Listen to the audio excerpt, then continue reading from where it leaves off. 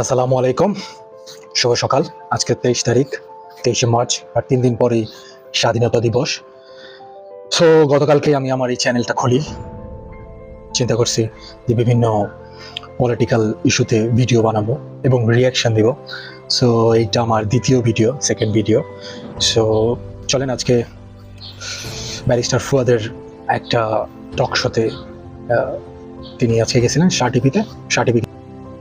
নতুন করে যে সংলাপ, আমরা সংলাপে দেখি আলাপ প্রলাপ, কিন্তু গোলাপ পাই না। আপনি কি মনে করেন ডক্টর আলী রিয়াজের নেতৃত্বে এখন যে সংলাপ শুরু হয়েছে সেখানে গোলাপ আসবে? আমি তো চারদিকে শুধু গোলাপ দেখতে পাচ্ছি। বাংলাদেশের ইতিহাসে যা ঘটে গেছে দেখেন, এই যে গত 7 মাসে যে পরিমাণ ইন্ডিয়ান লেড মিসইনফরমেশন ক্যাম্পেইন চলছে এই দেশে, এরপরেও দেখেন ইকোনমিস্ট পত্রিকা মোতাবেক আমরা এই বছর কান্ট্রি অফ দ্য ইয়ার হয়েছি। কেন হয়েছি? এর আগে এটা আপনার সাউথ আমেরিকান কান্ট্রিগুলো হয়েছে, কখনো কখনো পোল্যান্ড হয়েছে, কলম্বিয়া হয়েছে, ইউক্রেন হয়েছে গত কয়েক বছর আগে। আপনার যারা একটা মানে ভেরি ডিফিকাল্ট টামুলটাস পলিটিক্যাল জার্নির ভিতর থেকে দেশ আকারে উঠে এসছে, গৃহযুদ্ধ থেকে ফিরে আসছে, ফ্যাসিবাদ থেকে ফিরে আসছে, একটা ডেমোক্রেটিক ট্রানজিশনে আসছে। তো সেই রকম একটা জায়গায় ইকোনমিস্টের মতো ইন্টারন্যাশনালি ভেরি ইনফ্লুয়েন্সিয়াল একটা পত্রিকা বলছে যে আমরা এই বছর কান্ট্রি অফ দ্য ইয়ার হয়েছি। তাহলে এইরকম একটা জায়গাতে বুঝতে হবে যে আমাদের দেশের ভাবমূর্তি সারা দুনিয়াতে কেমন করে বাড়ছে। দ্বিতীয়ত দেখেন, জাতিসংঘের মহাসচিব এত লম্বা সময়ের জন্য আপনার আমাদের মতো একটা কম গুরুত্বপূর্ণ রাষ্ট্রে 4 দিনের জন্য সফরে আসছেন, এটা কিন্তু একটা আনপ্রেসিডেন্টেড ঘটনা। সাধারণত এই লেভেলের মানুষ আমাদের মতো দেশগুলোতে ফিউ আওয়ার্সের জন্য আসেন, 6 ঘন্টার জন্য আসেন, 8 ঘন্টার জন্য আসেন, একটা জয়েন্ট কমিউনিক করে। রাইট, এটা সত্যি কথা যে 4 দিনের জন্য আসছে জাতিসংঘের মহাসচিব। এটা সাধারণত এরকম দেখা যায় না, আমাদের মতো দেশে তো আইতেই চায় না, মানে আসতেই চায় না, বিকজ আমরা চলো ওইরকম ইনফ্লুয়েন্সিয়াল কোনো কান্ট্রি না। কিন্তু মনে রাখতে হবে ডক্টর ইউনুস কিন্তু influential person. So it's all goes to doctor Yunus, that's credit basically. Okay, আমরা দেখি মেডিকেলের ফ্লাইটে চলে যান, সেই মানুষটা দেখেন 4 দিনের একটা ট্রিপে আসছে। It gives significant message to the international community যে এই রাষ্ট্রের নেতৃত্বে কারা আছেন, কারা দেশ চালাচ্ছেন, এবং ইন্টারন্যাশনাল কমিউনিটি এটাকে কীভাবে দেখছে। তুলসী গ্যাবার্ড গত কয়দিন আগে ইন্ডিয়াতে যে একটা ভেরি লিডিং কোশ্চেনের একটা আউট অফ কনটেক্সট উত্তর দিয়েছেন, এরপরে আবার হোয়াইট হাউস এটাকে এই ডিফেন্সটাকে ওন করে নাই। এরপরে দেখেন স্টেট ডিপার্টমেন্ট কিন্তু আবার ইউনুস সরকারের প্রশংসা করেছে যে মাইনরিটি প্রোটেকশনের ব্যাপারে সে যে উদ্যোগগুলো নিয়েছে। এরপরে দেখেন মোদি যখন আপনার মানে ওয়াশিংটনে গেছে বাংলাদেশ নিয়ে, বাংলাদেশকে নাকি ট্রাম্প মোদির কাছে বন্ধক দিচ্ছে, এই বক্তব্যের পাশাপাশি যখন দেখলাম যে ইলন মাস্কের সাথে মিটিং করার আগেই প্রফেসর ইউনুসের সাথে তার ফোনে কথা হয়ে গেছে, তিনি বাংলাদেশে আসবেন, স্টারলিংক সেট করবেন এবং ইনভেস্টমেন্টের ব্যাপারে আলাপ করেছেন। তাহলে আপনি যদি টোটাল বিষয়টা দেখেন যে বাংলাদেশে গত 7 মাসে যা যা হয়েছে, লাল সবুজের পতাকাকে রিপ্লেস করতে পারে এমন একটা পিকচার গত 53 বছর আগে কখনো হয় নাই। বাংলাদেশের সকল রাজনৈতিক দল আপনার ফরেন সার্ভিস একাডেমিতে গিয়ে একসাথে দেশের স্বাধীনতা সার্বভৌমত্বের প্রশ্নে একত্রিত হয়েছে এবং বলেছে যে ইন্টারিম অ্যাডমিনিস্ট্রেশন আমার স্বার্থ রক্ষা করবার জন্য যা যা করবে আমরা এটার সাথে আছি। বিএনপি থেকে শুরু করে একদম ছোট দলটা পর্যন্ত, একদম ডানের এবং একদম বামের, যারা প্রতিদিন ফতোয়ার ভাষায় একজনের সাথে আরেকজন কথা বলে, তারা প্রত্যেকে গিয়ে সরকারের কাছে এই আস্থাটুকু বলে আসছে যে আমাদের স্বাধীনতা সার্বভৌমত্বের প্রশ্নে আমরা একমত। ইসকন যে কাজগুলো করছে, ভারতে আমাদের দূতাবাসের উপরে যে অ্যাটাক হয়েছে, অতএব সেই ছবিটার দিকে তাকান। আমরা কি এরকম একটা ছবি গত 53 বছরে প্রচার চলছে? তাহলে এরকম জিনিস তো আমরা দেখি নাই। আমরা এই 7 মাসের ভিতরে সেটা দেখেছি। বাংলাদেশের এই যে রাজনৈতিক দলগুলো যতবার এই নিজেরা আলাপ সংলাপ করবার জন্য বসেছে গত 7 বছরে, 53 বছরের আমাদের পলিটিক্যাল হিস্ট্রিতে, পলিটিক্যাল পার্টি 7 মাসে পলিটিক্যাল পার্টিগুলো এই পরিমাণ নিজেদের ভিতরে ডায়ালগ করে নাই, বসে নাই, অথবা কোনো সেন্টার জায়গা থেকে, অ্যাডমিনিস্ট্রেশনের জায়গা থেকে এখানে তারা এসছে, কথা বলছে, আলাপ করেছে, এটা ঘটে নাই না। কিন্তু ফুয়াদ, একটা বিষয়, এটা রাজনৈতিক দলগুলোর মধ্যেই কিন্তু আলোচনা হচ্ছে, সেটা হচ্ছে সরকার স্টেক হোল্ডার, মূল পলিটিক্যাল পার্টিগুলোর সঙ্গে তুলনামূলক অনেক কম বসছে এবং এই কারণেই অনেকগুলো ঘটনা কিন্তু মাঝখানে ঘটে গেছে, এই বক্তব্য কিন্তু পলিটিক্যাল পার্টিগুলোর পক্ষ থেকে বলা হচ্ছে। আপনি হচ্ছে এটা হচ্ছে একটা রোমান্টিক রিলেশনশিপের মতো আর কি। দেখেন যে কতটুকু মানে তাকালে পরে অপলক হবে, রাইট, মানে আপনি কত পথ হাঁটলে পরে পথিক হবেন, কত ভালোবাসলে পরে বুঝবেন যে আসলে ফুলটা না দিলেও চলতো। তো এটা হচ্ছে একটা মানে একটা ওয়েট করতে পারবে, তো নিক্তি নাই তো যে কতটা মিটিং হইলে পরে বলা যাইতো যে আসলে এনাফ মিটিং হয়েছে, Right. কতটা কনভারসেশন হইলে পরে আপনি বলতে পারতেন যে আসলে সাফিসিয়েন্ট মিটিং হয়ে গেছে, আমরা ক্লান্ত, আল্লাহর রাস্তায় মাফ করেন। প্রশ্ন হচ্ছে যে আমার কমিউনিকেশনের জায়গা আছে কিনা। বিএনপির সেক্রেটারি জেনারেল চাইলে যে কোনো সময় ইন্টারিম অ্যাডমিনিস্ট্রেশনকে রিচ করতে পারে কিনা, পারে, যে কোনো সময় পারে সে রিচ করতে। যে কোনো ছোট দল, আমাদের মতো ছোট দলগুলো চাইলে অ্যাডমিনিস্ট্রেশনকে রিচ করতে পারছে, আমরা চাইলে বক্তব্য পৌঁছাইতে পারছি, তারা করতে পারছে কিনা, ডেলিভার করতে পারছে কিনা। গভর্নেন্স কিন্তু একটা ডিফারেন্ট স্কিল, যেটা আমি বারবার বলেছি যে পৃথিবীতে গভর্নেন্স ডেলিভারি করাটা একটা ভেরি চ্যালেঞ্জিং জায়গা। ম্যাচিওর ডেমোক্রেসিগুলো 150-200 বছর, 2.5 বছর ধরে একটা গভর্নেন্স সিস্টেম ডেভেলপ করেছে, ইনস্টিটিউশন ডেভেলপ করেছে। এই জন্য দ্য বেস্ট অফ প্রফেশনালস অথবা best of people among your society, তাদেরকে আপনি বসিয়ে দেওয়ার পরে মনে হতে পারে ভালো মানুষ ছিল, ভালো ভালো কথা বলতো, বসায় দিলাম, এখন দেখি কাজ করতে পারে না। কারণ খুব স্বাভাবিক তো, কারণ গভর্নেন্স ডেলিভারি তো আপনি এক হাতে চলবে না, দেবী দুর্গার মতো আমার 10 হাত লাগবে। প্রধান হতে একটা রাজনৈতিক দলের প্রধান হতে জাতীয় নাগরিক পার্টি এনসিপি, তাদের কিছু মূল দাবি কিন্তু রয়েছে। এক, গণপরিষদ নির্বাচন, সেকেন্ড রিপাবলিক, আগে স্থানীয় সরকার নির্বাচন। কি মনে করেন আপনি?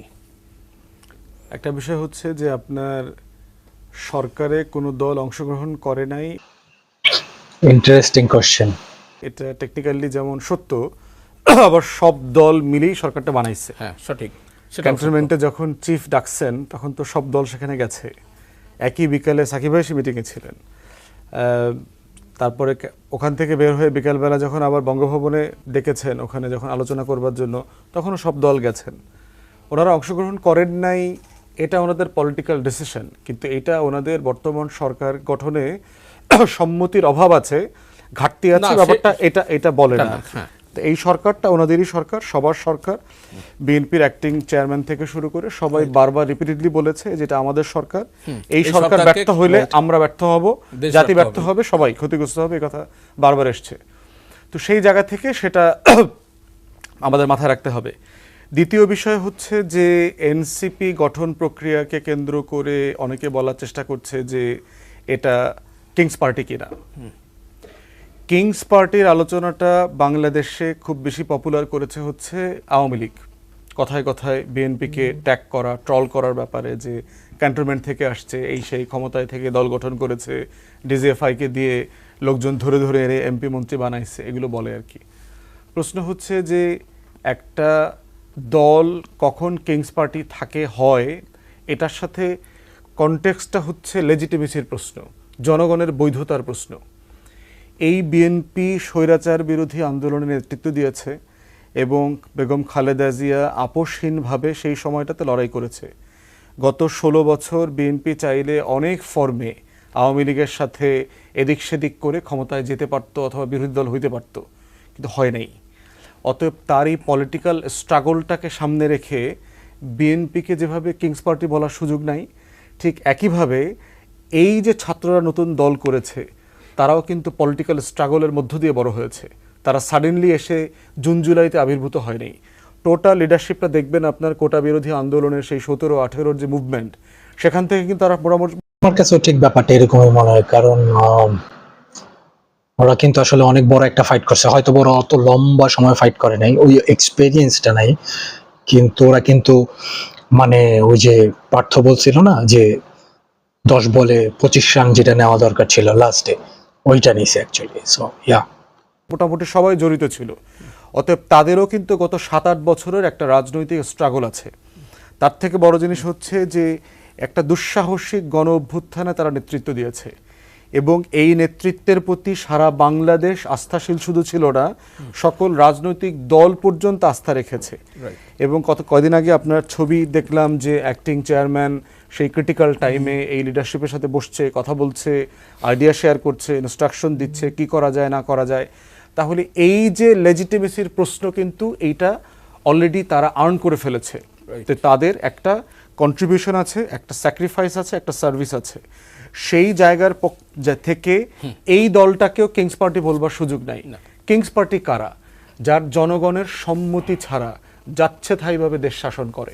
ধরেন জাতীয় পার্টি, যে এখনো নির্লজ্জের মতো ইফতার পার্টি করতে চায়, তাকে মারধর করা ঠিক হয়েছে কিনা সেটা ফৌজদারি আলোচনা।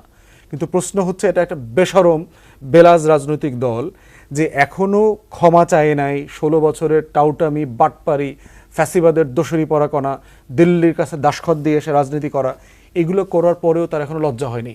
এটা হলো কিংস পার্টি। কারণ তার কোনো নিজের রাজনীতি নাই। সে বাংলাদেশে রাজনীতি করে দিল্লির, সে বাংলাদেশে রাজনীতি করে হচ্ছে আওয়ামী লীগের বিটিম হওয়ার। রাইট। জিএম কাদের যখন একবার নির্বাচনের আগে, সম্ভবত 2-3 মাস আগে যখন ইন্ডিয়ায় গেছিল, তখন কিন্তু আয়েশা বলছিল যে আলোচনা হয়েছে তা বলা যাবে না। ওই সময় মনে করা হইতেছিল আসলে কি হইতেছে, আর ওইটা আসলে খুবই ব্যাড। কারণ আপনি অন্য একটা দেশে যাবেন, ওইখানকার কূটনীতিকদের সাথে আলোচনা করবেন এবং দেশে এসে বলবেন তারা অনুমতি না দিলে বলা যাবে না। এটা আসলে খুবই স্যাড। আমাকে দুর্ভাগ্য যে আমাকে রাজনৈতিক দলগুলা এরকম ছিল, এরকম মানে আওয়ামী লীগকে পুনর্বাসন করার, শেখ হাসিনাকে পুনর্বাসন করার। ঠিক একইভাবে বাংলাদেশে গত 16 বছরের কিংস পার্টি হচ্ছে আওয়ামী লীগ, সবচেয়ে বড় কিংস পার্টি, যে যার কোনো জনগণের সম্মতি ছিল না তার শাসনভারে। অতএব সে হচ্ছে অ্যাবসলিউটলি স্টেট মেশিনারি দিয়ে রাজ্যের ক্ষমতায় জমিদারি বন্দোবস্তের আদলে সে দেশ শাসন করেছে। অতএব কিংস পার্টির আলোচনা করতে হইলে আওয়ামী লীগ আর জাতীয় পার্টির আলোচনা করতে হবে। বিএনপি এবং এনসিপিকে কোনোভাবে এই কিংস পার্টির বিতর্কে জড়ায়া দেওয়ার মানে হচ্ছে যে ফ্যাসিবাদ বিরোধী আন্দোলনটাকে কালেকটিভলি দুর্বল করে ফেলা এবং আমাদের যে একটা কালেকটিভ অ্যাসপিরেশন আছে, আকাঙ্ক্ষা আছে ফিউচারে, সেটা দুর্বল হয়ে যাওয়া। স্থানীয় সরকার নির্বাচন আগে করবার দাবিটা নির্বাচন কমিশন যখন স্পষ্ট বলেছে, সেটা হচ্ছে তারা জাতীয় নির্বাচনের প্রস্তুতি নিচ্ছে। ওয়েল, এটা তার ডিসিশন না আর কি। কোন নির্বাচনটা আগে হবে এটা একটা পলিটিক্যাল ডিসিশন, কনসেনসাস হওয়ার বিষয়। এবং তারপরে হচ্ছে নির্বাচন কমিশন তো একটা অ্যাডমিনিস্ট্রেটিভ রোল প্লে করে, সে আসলে ডিসাইড করবে যে কিভাবে নির্বাচনটা কন্ডাক্ট করবে না করবে। রাজনৈতিক দল হিসাবে যে কারোতে ইম্পোজিশন থাকতে পারে, যেভাবে এনসিপি বলছে যে আগে গণপরিষদ নির্বাচন হইতে হবে, বিএনপি পজিশন হচ্ছে জাতীয় নির্বাচন হতে হবে। হতেই পারে, যে কোনো পলিটিক্যাল পার্টির একটা নিজস্ব পলিটিক্যাল জায়গা আছে। কমিশনের কতগুলো বিষয় নিয়ে ঘোরতর আপত্তি জানিয়েছে এবং তারা লিখিতভাবে প্রতিবাদ করেছে। এই যে দুই প্রতিষ্ঠানের মানে সংস্কার কমিশন এবং নির্বাচন কমিশন, দুইয়ের যে পরস্পর মুখী অবস্থানটা কিভাবে মূল্যায়ন করবেন? এটা খুব ভালো, তো খুবই ভালো প্র্যাকটিস। হ্যাঁ, খুবই ভালো প্র্যাকটিস, খুবই ভালো প্র্যাকটিস এবং এটাই তো হওয়া উচিত। এবং আমরাও যারা রাজনৈতিক দলগুলোর পক্ষ থেকে বিভিন্ন বিষয়ে বিভিন্ন কমিশনে সুপারিশ দিয়েছি, এমসিকিউ পদ্ধতির যেটা এর আগেও যেটা এর আগে আপনারা লিখিত সুপারিশ দিয়েছি, সেই সুপারিশও তো অনেকগুলো রিফ্লেক্টেড হয় নাই। যেমন ধরেন নির্বাচন কমিশন বিষয়ক যে সংস্কার কমিশনটা হয়েছে, সেখানে আমাদের অনেকগুলো পার্টিকুলার সুপারিশ ছিল যে প্র্যাগম্যাটিক ইলেকশন ক্যাম্পেইনে যাওয়া, যার কোনো কিছুই আমরা সুপারিশের ভিতরে দেখি নাই। বরং দেখেছি সেই ওল্ড স্কুলের যে এই 15 লাখ টাকার খরচ 50 লাখ টাকা করা, এইসব ছোটোখাটো কাটপেস্ট টাইপের কিছু জিনিস তারা যোগ বিয়োগ করেছে। দল নিবন্ধনের ব্যাপারে কিছু রিল্যাক্সেশন করেছে, এগুলো। বাট মোটা দাগে ক্যাম্পেইন যেটা সবচেয়ে বড় সমস্যা আর কি ইলেকশনে, মানে আমাদের পক্ষে টাকা খরচ করাটা যে একটা বড় জটিল জায়গা এবং পুরো ইলেকশনটা যে একটা ক্যাপিটালিস্ট মানে হাট বাজারে পরিণত হয়েছে, সেই জায়গাটা ইলেকশন কমিশন, সংস্কার কমিশন তো ডিল করতে পারে নাই। তো এইটা থাকবে, এটাই তো বিতর্ক, তর্ক, ভিন্ন মত এবং একজন আরেকজনের ব্যাপারে ভিন্ন মত দেবে, গণতন্ত্রের সৌন্দর্য, এটা কোনো সমস্যা নাই। ইভেন দেখেন ইলেকশন কমিশন যখন পুনর্গঠিত হচ্ছে, কোন সার্চ কমিটির অধীনে হয়েছে? আওয়ামী লীগের আমলে করা আইন, যে আইনটা প্রচণ্ড সমালোচিত এবং ট্রান্সপারেন্ট না, স্বচ্ছ না, সেই পদ্ধতিই কিন্তু ইলেকশন কমিশনার বৃন্দ নিয়োগ পেলেন। এবং আমরা কিন্তু অনেকে আপত্তি করেছিলাম, তখনও পর্যন্ত আমরা আশা করেছিলাম যে দুদক এবং নির্বাচন কমিশন বিষয়ক যে সংস্কার কমিশন আছে, ওনাদের কি আসলে মূল দায়িত্বে বসায় দেওয়া হোক। যেমন তিনি মানে দুদকের সংস্কার বিষয়ক কমিশনে আছেন ইফতেখারুজ্জামান, যেহেতু উনি টিআইবি নিয়ে লম্বা সময় কাজ করছেন, ওনাকে দুদকের চেয়ারম্যান বানায় দিলে টাইম সেভ হইতো। বদিউল আলম মজুমদারকে যদি আপনি প্রধান নির্বাচন কমিশনার করে দিতেন, তাহলে রাষ্ট্রের টাইম সেভ হইতো, যা যা সংস্কার করণীয় উনি এটা অলরেডি আন্ডারটেক করতে পারতেন। কিন্তু সরকার করে নাই, ফাইন, আমরা সমালোচনা করেছি, আলোচনা করেছি, বাট আমরা এটা মেনেও নিয়েছি।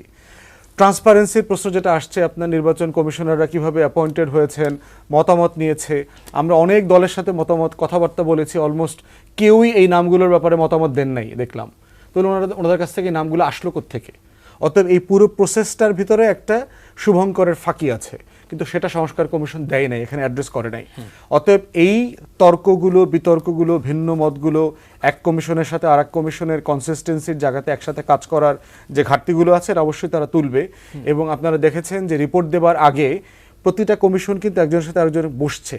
যেমন সংবিধান সংস্কার কমিশনের সাথে নির্বাচন কমিশনের বিষয়ে সংস্কার কমিশন বসছে, এক টিম আর এক টিমের সাথে বসছে, কারণ এখানে আইনের তো প্রায়োগিক জায়গা আছে। তারা যেটা প্রস্তাব করবে সেটা আরেকটা কমিশনের প্রস্তাবনার সাথে যদি সাংঘর্ষিক হয়, সেক্ষেত্রে এটা সুপারিশকে আন্ডারমাইন করবে এবং এই সংস্কারটা ঐক্যমত তৈরি করতে পারবে। দেখলাম ব্যারিস্টার ফুয়াদের বক্তব্য। সো